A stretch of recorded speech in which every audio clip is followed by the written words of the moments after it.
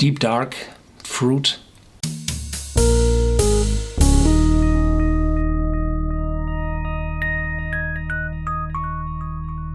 Welcome to Whisky.com, where fine spirits meet. My name is Horst Lüning. I'm the master taster of Whisky.com, and today I have the pleasure to taste a black whiskey. Well, not a really black, quite black, and it's really, really dark, and it's called Beinn Dubh.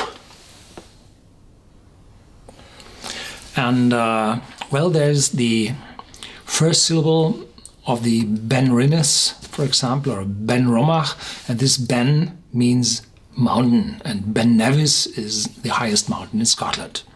And this Beinn Dubh means the black or the dark mountain. And the mountain meant is the Ben Macdui, and this one is the highest mountain in the Cairngorm region. And this mountain was climbed the first time in a solo climb in 1891 by Professor Norman Colley from the University College of London. It was during his talk at the annual general meeting of the Cairngorm Club in Aberdeen in 1925 that the professor, also a fellow of the Royal Geographical Society, very important, shared his potent and mysterious encounters on the Black Mountain with the Big Grey Man, a famous legend of the Cairngorm Mountains. Bigfoot from the northwestern region of the United States, or the Yeti from the Himalaya. So the Yeti is white and the Bigfoot is brown, and this is in between and is the Big Grey Man.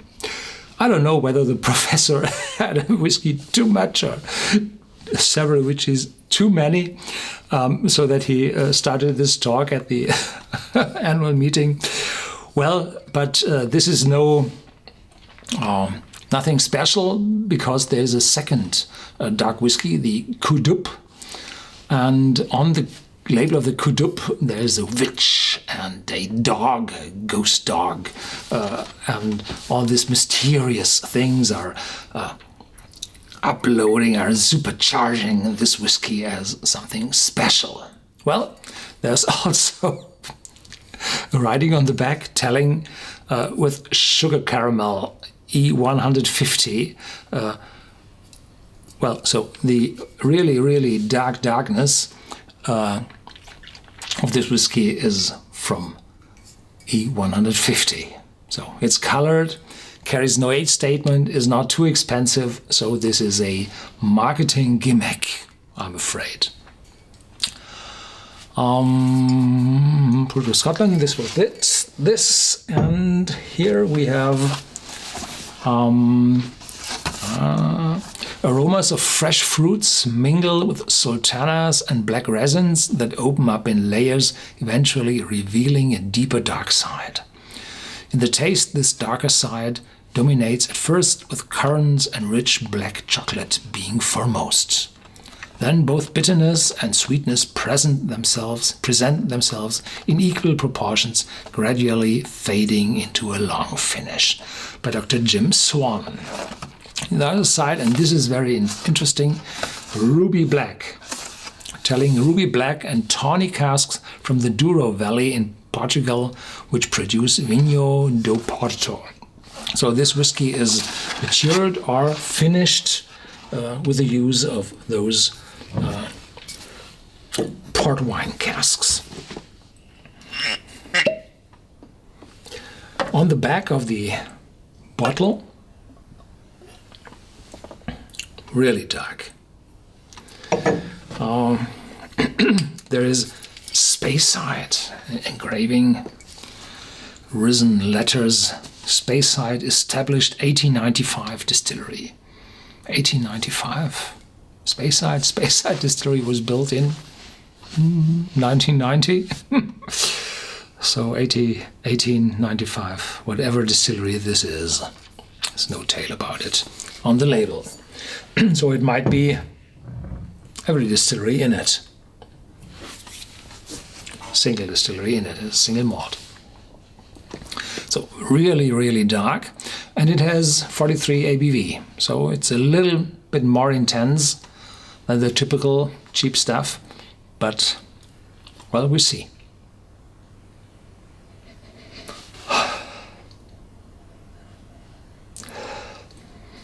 Deep dark fruit, raisins, sultanas, yes.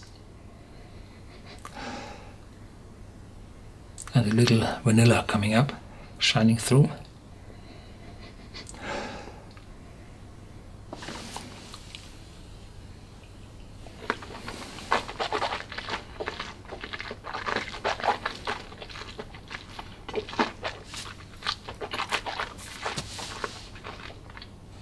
And then in the beginning, winey, and then bitterness is rolling up and impacting your tongue.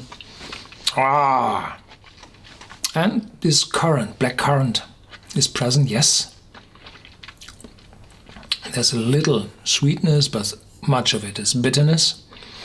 And if you add a lot of caramel to a bottle, like they did at Beinn Dubh, then you have not the sweetness of caramel, because caramel is a mixture with sugar.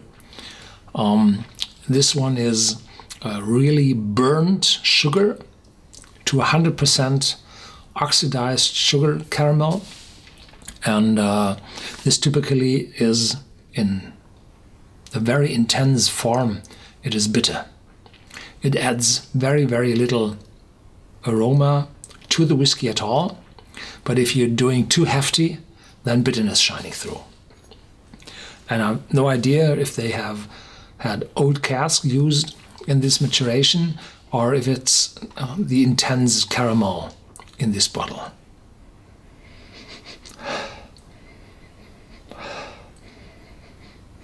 So it's completely different in the nose and this very intense and bitter taste. So if you don't taste, you won't learn anything. So I have to taste twice, but typically I wouldn't. No.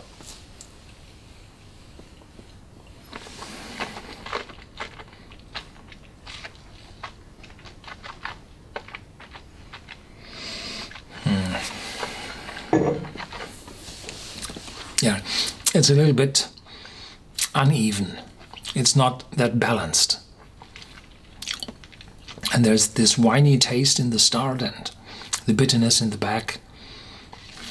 And well, I have no idea how much of the color really comes from the port wine and how much of the color comes from using the excess amount of sugar caramel.